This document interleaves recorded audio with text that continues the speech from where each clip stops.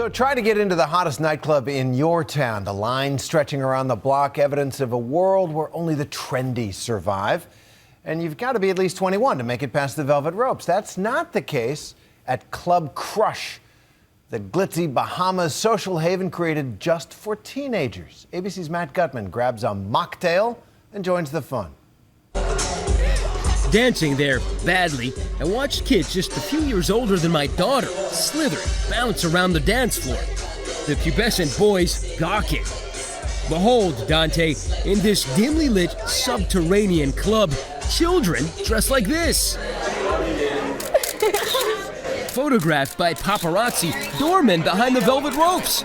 Cocktails? Surely I'd stumbled into daddy hell. That's been crushed. This is called Club Crush, a 14,000 square foot space in the bowels of the city-sized Atlantis Casino and Hotel in the Bahamas. With entry restricted to ages 13 to 17, exclusive clubs like this are the newest way luxury resorts are trying to attract teenagers and their free-spending parents. The girls I'm sharing cocktails with, non-alcoholic of course, are GIGI, MZILI, and Steph Altholz, devotees of the Church of Club Crush and my guides for the night. They'd been preening for their entrance for hours. I escort them down the hall, protective, of course. Then their entrance. Hi! Good, how are you? And the teens tell me this throbbing experience of lights and loud music is even better, get this, than New Jersey. Yeah, like in New Jersey, like we live in a small town, so like we don't have like a club. If you want to meet someone, you go to Applebee's, or you go to the movie theater, or you go to the Friday night football game. You don't really have clubs like this. Certainly not clubs catering solely to the 13 to 17 age group, an ever more potent demographic, as Steph's father, Stephen Altholz, readily admits. Who's the one who actually makes the decision for you guys to come here? Is it your kids or is it you? It's the kids. I'll be honest with you. They make it's the financial kids. decisions. Exactly. But you know something, happiness is a big part of life.